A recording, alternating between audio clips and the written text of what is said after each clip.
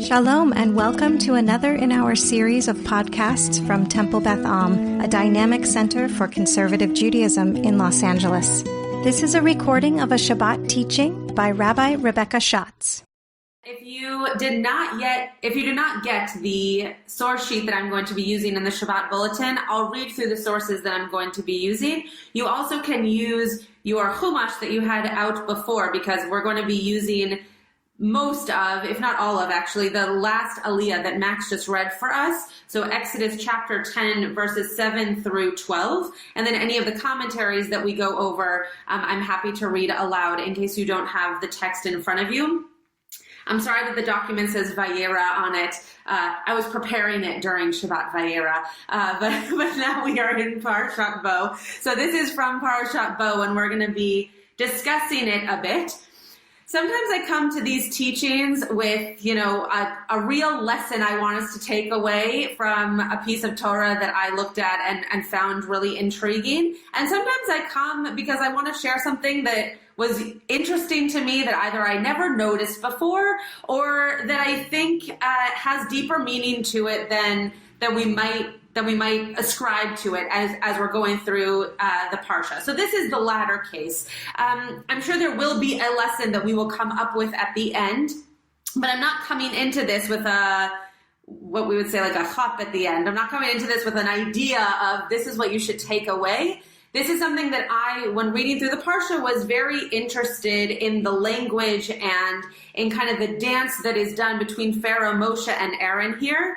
And I'm curious to hear your thoughts and curious to hear your teachings on this particular piece of our text. So again, we're going to start with chapter 10, verse 7, and we're going to look at verses 7 through 12.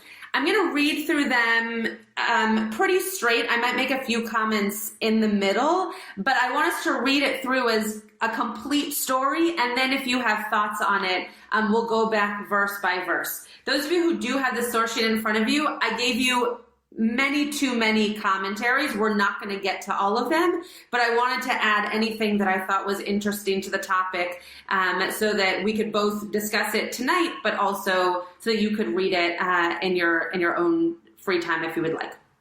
So this is the beginning of our Parsha, of Parashat Bo, and it starts, Vayomer, I'm going to hold this close to my face, sorry. Vayomer avdei Pharaoh elav ad matai ihyeh ze lanu lemokesh.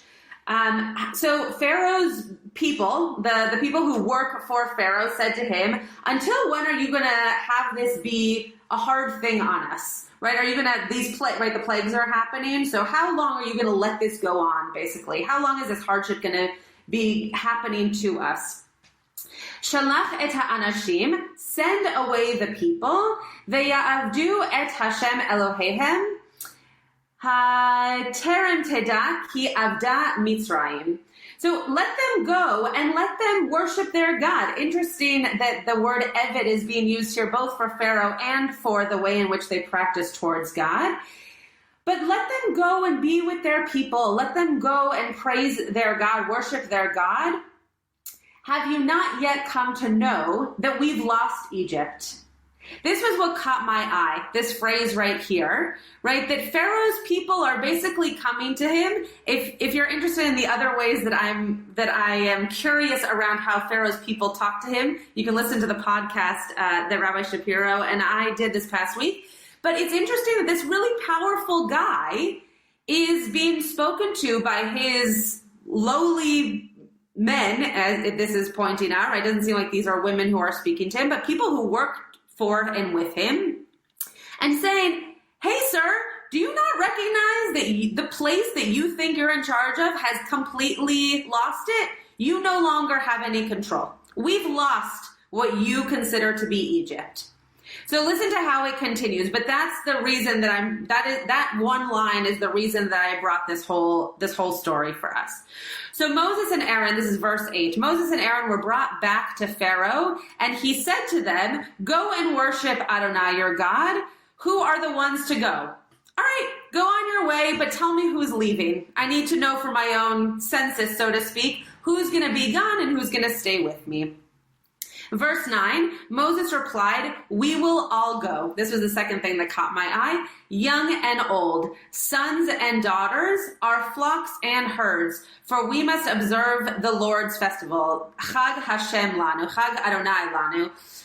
So who's going to go? Pharaoh's expecting that Moses is just going to say, "Oh, the men, of course, because if we need to worship our God," and this is what the commentators say, "if we're going to worship our God, then we only need the men to do that." But Moses' answer is much more inclusive than that, and he says, "Oh, we're all going. As soon as you let us go, we're all out of here. Young, old, men, women, everybody is leaving because we all need to worship God."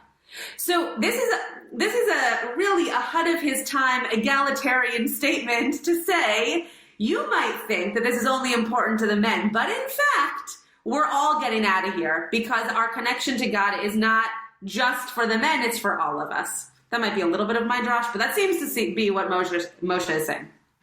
Verse 10, "But he said to them," Pharaoh said to them, "Adonai be with you, the same as I mean to let your children go with you. Clearly you are bent on mischief." Now I'm going to read this in Hebrew because it's not actually what it says in the Hebrew.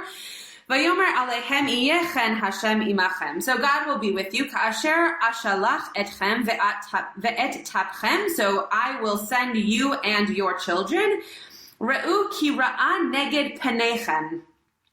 So it doesn't really say you're bent on mischief, though I guess colloquially that might be what it means. But literally it says that there is evil or badness that is against your face, right? Meaning like in front of you or across from you, right? Neged is something against or across, or you can see it, and penechem is your face. So bent on mischief, like, okay, that's how JPS is understanding it, but it seems to actually be much more personal that this is happening in front of them to their faces. Pharaoh is still talking here. "No, it does say men here, Gvarim, you men folk, go and worship Adonai, since that is what you want." So Pharaoh's basically saying, wait a second here, you can't take everybody, you're just going to take the men because that's what you want. And they were expelled from Pharaoh's presence. Moshe and Aaron were expelled from Pharaoh's presence. So in verse 12 then, what happens? Another plague. "Adonai said to Moses, hold out your arm over the land of Egypt for the locusts, that they may come upon the land of Egypt and eat up all the grasses in the land, whatever the hail has left." So we don't hear Moses and Aaron say, "Sorry, that's not good enough for us. We're not going to leave until you let all of us go." But it's very clear that that is what happens because they stay and there's another plague. So though Pharaoh says, sure, the men can leave, Moshe seems to be saying, no, we're not going to go until all of us can go. So that was the third thing that was very interesting to me that I had never focused on before. So before we go on to commentaries, I just want to hear thoughts. Anybody have any thoughts, comments? Maybe you've spent more time looking at these verses than I have in my past. Yes, Alan, go ahead. Just unmute first. I think you should be able to. There we go. All right. It's hi, Shabbat Shalom, and Happy New Year. It seems to me, just looking at this, that it's not doing mischief. It's like he wants everyone to go because that's what God commanded him to do, that all the people are supposed to go. And this may be a pretext to Pharaoh to go out just for 3 days, thinking he'll let them go. But when all the children and everyone else is going to go, they're going to leave and not come back because that was what they were commanded to do. That's what Moses was commanded to lead everyone away. So it just seems to me this is just the pretext to put one over on Pharaoh. Great. So yeah, it's possible that Moshe is not as creatively thinking as we might want to say that he is, but that God told him that everyone has to leave. So when Pharaoh says, no, just the men can go, Moses says, well, that's not what I was told. I have to follow the rules. Everyone needs to leave. And so then more of these plagues are put on Pharaoh until they're all told they can leave. Yes, Tamar, go ahead. I think that Pharaoh wants to put conditions on things, and I think that's not acceptable. Mm-hmm. Great. Yeah, Pharaoh's trying to say, well, I want it to be, you can have you can have 20%. But Moshe's saying, no, I'm not letting this go until you give me 100%. And Moshe's basically saying, well, okay, well then you're going to continue having these plagues fall upon you because the conditions don't work for us. Great. Other thoughts, comments? Yeah, Tom. I just think it's interesting that Pharaoh asked, because I mean, if he hadn't said who are the ones to go, it would have ended. The conversation could have ended there. You know, Pharaoh's obviously trying to exert control, and he doesn't mean it when he says go, because he's putting conditions on it. But it's still kind of interesting that he could have not asked. Right. Yeah. It's interesting that he has any interest in it whatsoever, right? That it matters to him who's still there, that maybe I wouldn't go as far as to say he cares about who these people are, who he might be left with, but that he has some kind of relationship with who's around, that knowing who's going to either go or be left with him is for some reason interesting to him. Yeah. Joanna. Just I'm noticing the parallels in these few verses to the story of Jacob leaving Lavan. And there's also a moment when he does like an ad matai with Lavan. Mm-hmm.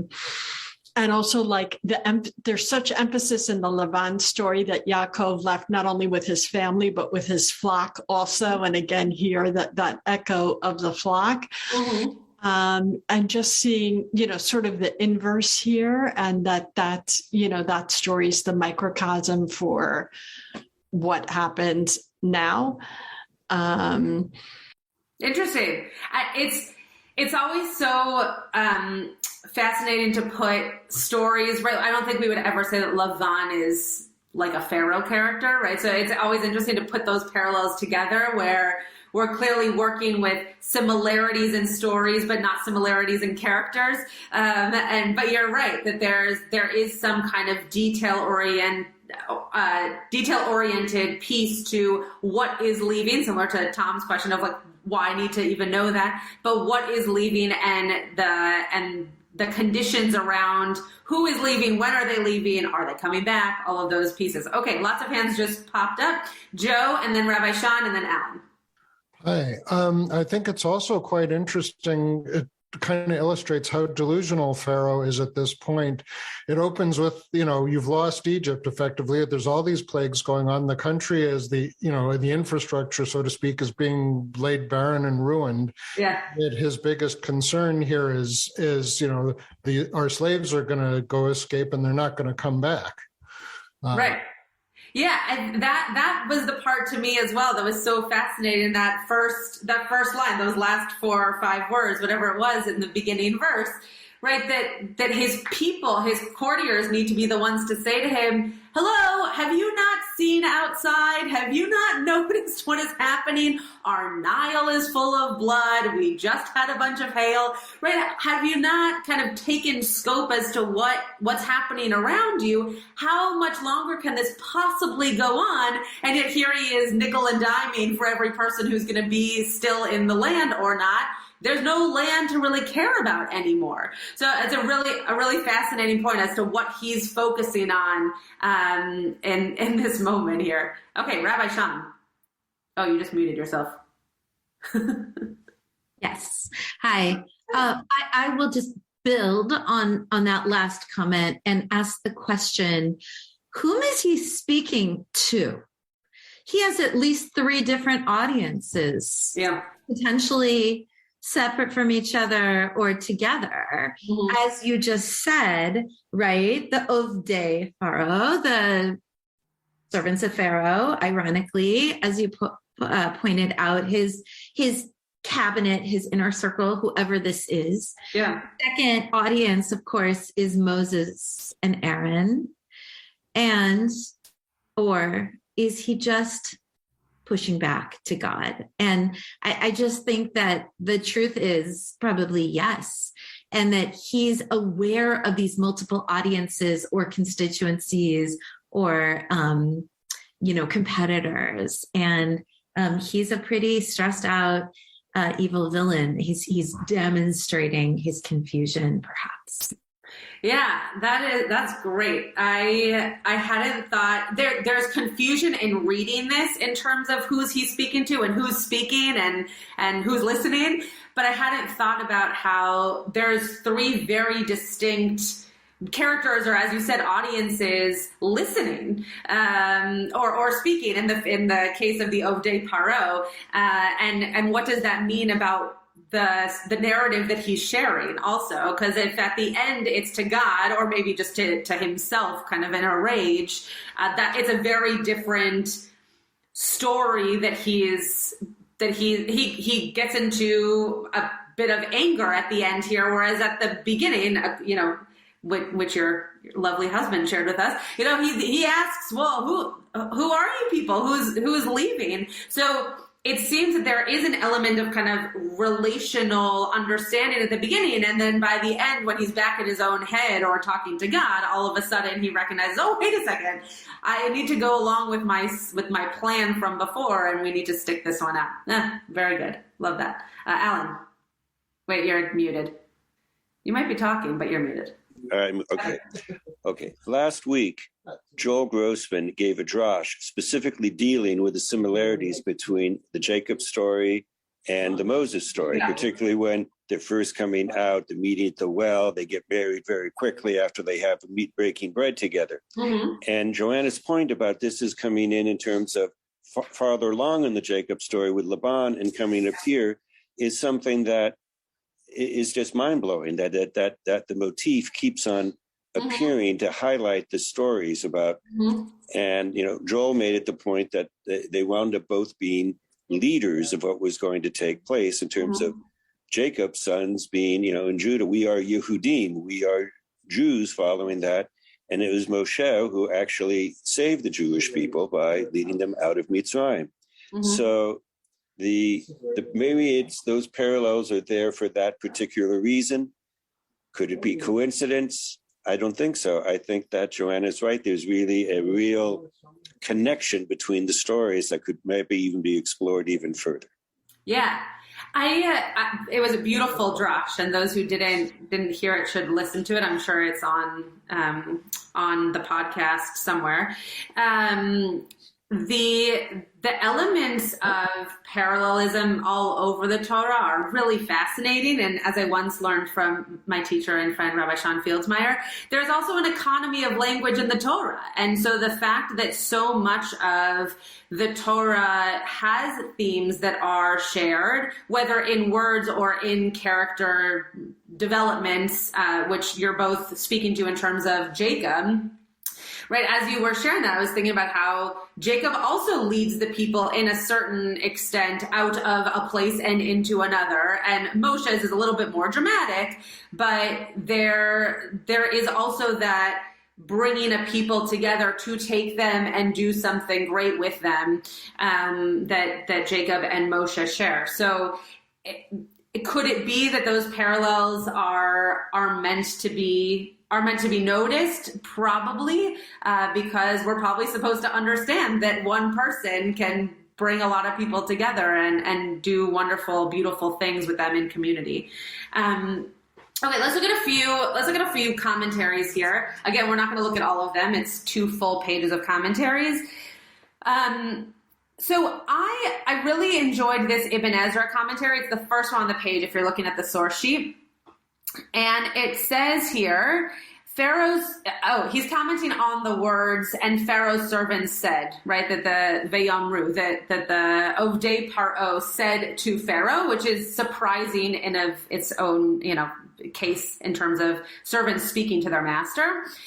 So Ibn Ezra comments, the meaning of Haterem Teda, let's not use the Shakespearean English here. Let's use the real words.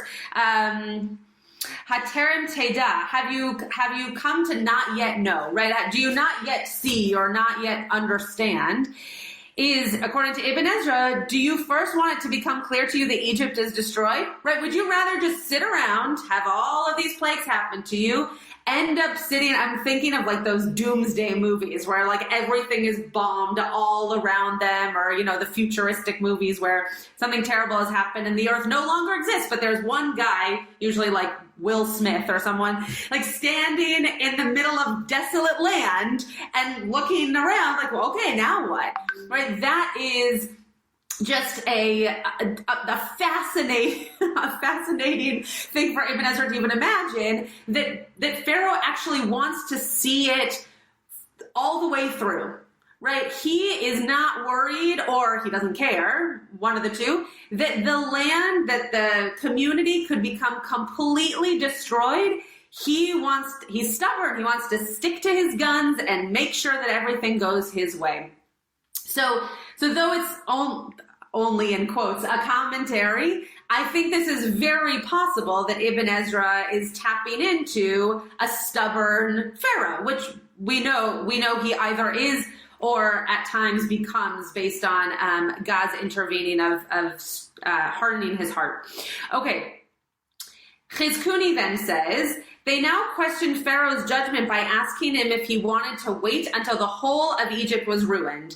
They implied that if Egypt were to be ruined, in the end, Pharaoh would have no option but to give in to the Israelites' demands. Why not give in while Egypt was still a functioning nation?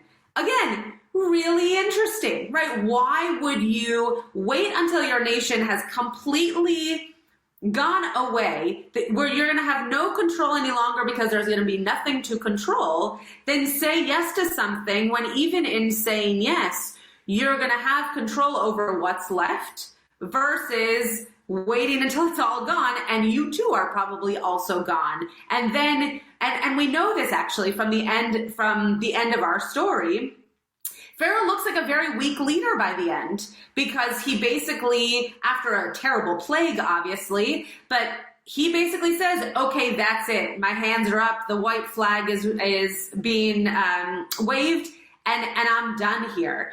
But that's not a moment of strength. That's a moment of weakness. So what Chizkuni is saying here is, why not be a strong leader and say, I'm going to go up against this while it's still a fight, as opposed to I'm just going to wait until it's all destroyed and then I have to give in. Fascinating. Yeah, Alan, go ahead. And even at the very end, Pharaoh's stubbornness is there, because even after he lets everyone go, what does he do? He sends the chariots with him at the front to go and get them. It's like, that is, even when rationally it wouldn't make sense to do, potentially if he were to listen to his servants who were speaking to him. Yeah. But in the end, he just ignores everyone and says, I've got to get these Jews. I've got to get this I have to destroy them. I can't let them go. True, for sure. And I think that the last plague, given what the last plague is, I think shows, and again, understandably, because it's a terrible thing to happen even to our worst enemy, that it is a moment of weakness of, I can't have anything like this happen ever again, so they need to leave. And then it dawns on him, wait a second, what did I just do? Let me go after them. So you are completely correct. It just doesn't seem like hail is really pulling at his heartstrings yet, which makes sense. Though it was fiery hail, so it could have been that it was really, really destructive. Okay. Oh, this is also interesting. The Tur HaAruch, we're skipping Rabbeinu Bachia for a second. The Tur HaAruch says that he's commenting on in the verse. It says here. I'm just going to read it inside so you can hear what it says. Give me 1 second. Oh, it's bringing two verses together because this actually isn't here in this one verse. Okay. Well, what the Torah Ruch is commenting on. Okay. What the Torah Ruch is commenting on is that this word vayetze is being brought in here, which means to go out, right? Moshe and Aaron leave Pharaoh's presence. So it's bringing in two verses in the same. Sorry about that. They waited until Moses had left, as they did not want to challenge their king in Moses' presence. And they did not want to give Moses the satisfaction to know that they were afraid of him. So this is real world leadership, right? And real world work, right? When you are working in any kind of power dynamic, whether it is in a business or in a classroom or in your own family, right? Your partner, for example, might not choose to argue with you in front of your children because you want to seem like a united front in front of your children. In a classroom, the principal should not come in and say something to you in front of your class that might be embarrassing to you, because in that situation, you are the leader of your classroom, right? You're the person in charge of the students in front of you. And so what the Tur HaAruch is saying here is that Moses and Aaron were told to go, or at least left the presence of Pharaoh, and only then did the courtiers say to Pharaoh, you've really got this all wrong. So even though we don't necessarily have so much respect for Pharaoh and his leadership, it does seem as though his Ovdei Paro, his servants, were interested in giving him advice, but not interested in throwing him under the bus. And I find that quite remarkable, that even if their idea was a good one and it might have helped them get what they wanted to say it in front of Moses, they still waited to be respectful to their leader. Okay. So Rambam, we're now moving to the part of Ramban, Nachmanides says on verse 8, where we're talking about who is going to leave. Pharaoh desired that their leaders, elders, and officers should go, men that are pointed out by name. So Pharaoh, really wanted the men to be able to be the ones to leave, which we kind of infer from how he talks about why they're leaving. Moses answers him that also the sons and daughters will go, for we must hold a feast unto God, and it is mandatory upon us all to take part in the feast. So what Nachmanides is pointing out here is, well, if we're giving you the reason for why we need to leave, then I actually need all the men and the women, because it's their mitzvah too.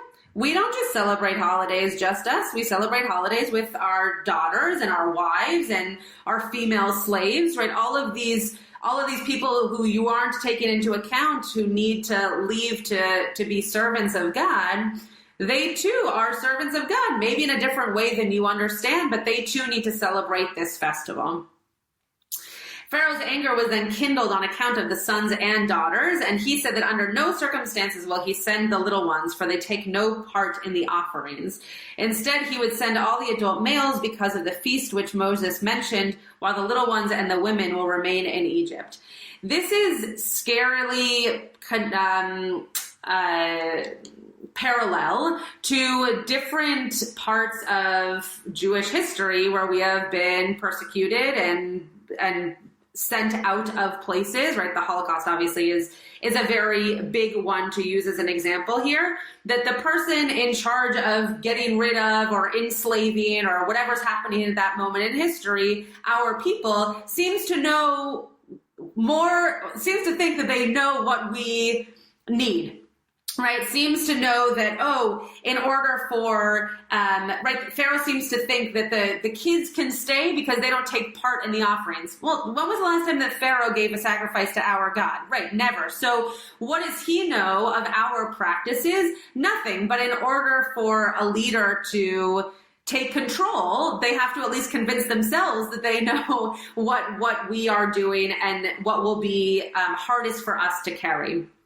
So what Nachmanides is making up, though I don't mean that in like a fantastical way, but as a way of explanation, what Nachmanides is saying here is that Pharaoh was convinced that the men were the only ones who needed to do what Moses and Aaron had said they were leaving to do, and therefore, then the women and children have to stay. And what we all know that Pharaoh seems to not remember is that if the children and the women stay, he really doesn't have anybody doing his work for him. So it's also interesting that he does want to keep somebody, probably similar to like keeping collateral, right? If we're going to talk about people that way, he wants to keep somebody around, but he's not keeping the people around who are actually going to be most useful to him in terms of building, potentially useful to him in other really terrible ways, but not in terms of the cities that he was building with these servants. Any questions or comments? Now we've done a few commentaries since people spoke, so I just want to pause for a second. No? Okay. All right. We're just going to do, I think, 2 more, and then we'll do a quick Mariv. Just trying to decide which ones. Hold on. Okay. All right. So the Chizkuni here. The Chizkuni here is pretty interesting. Actually, we might just do this one because the other ones are pretty similar to what we just read. The last one, by the way, is fully Hasidic text, and we're not going to do it just because it would take too long to read it, explain it, comment on it. But it's an interesting text, and it does bring in parallels to the Jacob story by way of Esau. So if you're interested in that, please take a look. So Chizkuni is then talking about this moment of dismissing them, of dismissing Moshe and Aaron. And Chizkuni goes into saying that it actually means that he expelled them, which, okay, maybe. But interesting that somehow that's different than dismissing, right? Expel, you would assume they're not going to come back. We all know that they obviously do. The reason that Pharaoh had not expelled Moses and Aaron up until now, before they had been recalled, when they were not even allowed to leave before having been given express permission to do so, was because they knew that God would not bring on the same plague a second time. Pharaoh considered locusts as a repeat of the hail, as both plagues ruined the food supply from the earth. It's just a fact. I would love to be able to interview some of these commentators, because I just think that sometimes what they comment, like how they came up with this, I have absolutely no idea. But it is interesting that maybe it had to do with the type of plague. Maybe it had to do with the destruction that had been done to the country, to the land, that made Pharaoh feel one way or the other about the people, but also about when they were going to be able to leave. And so what Chizkuni is saying here is that there's no way that this plague that's kind of already done the same thing twice was going to happen again. And so who knows what the next one's going to be. It might not be as bad, but it also might not be as destructive as A, his courtiers seem to think, and B, they've seen now in the land. Rebecca, go ahead. Sort of going along that line, I don't remember if this is the 6th or the 7th plague, but basically they've been through quite a few, and they're still standing. So I'm wondering here if really Pharaoh is not just making this accommodation for his servants or his people to say, okay, I'll try something, but he doesn't really mean it at all. It's really just done. He's saying, okay, I'll let a few of you go because my servants are bugging me. And I'll make the people at home, it will seem like I'm doing something about this plague, but actually he's not. Because he's seen all along 6 or 7 plagues in, and they're still okay. He's surviving. Interesting. So you're saying that the reason that he was okay letting some go is because by unloading a little bit of the burden, that people might see, oh, he is being helpful to us, and not think of it as so bad. And so then maybe the plagues would either not be as bad moving forward or would be lifted. Is that what you're saying? Yeah, that it's more of a political move rather than trying to find a real solution. Interesting. There are parallels to politics these days as well, right? Sure. Like giving a little, but not giving the whole thing. So you can say, oh, but I did a little bit. And so that's helpful, like the opposite of if you give a mouse a cookie. That's right. Very interesting. I hadn't thought about the men, women, and children piece in that way, but that's a fascinating way of looking at it. Okay, so just before we go into Mariv, I started off by saying I didn't necessarily have like a lesson for us to take away from this. I think it was just really an experience in terms of looking at Torah, which I've looked at this parsha many, many times in my life, but to be able to look at Torah and see certain things kind of pop out at you that are interesting based on whether there is something in my life that subconsciously made me look at this, I have no idea. Or if it's just interesting to see this piece of Torah read in, the first week of 2022, and how we think about those who give us ideas, those who we listen to, those who we don't listen to, how Moshe describes and is willing to really fall on the sword for all of his people, not just going to leave some behind, but I'm going to take everybody with me. Right, we're seeing three major elements in this very small vignette. I'm not sure if you can call it that, but Tom can tell me later. And this really small story, right, that we see different characters holding on to things that they find very true. And I think we all just need to be more aware of that in our own lives. Who we listen to, how we listen, how we lead, and how we consider those around us to be the people who we're going to always keep together and not let anybody go by the wayside. So I hope that was good insight and interested into a part of our Torah that I'm sure we've all just glossed over before, and hope that you can sit with that throughout the week and enjoy any insights that come to you on it.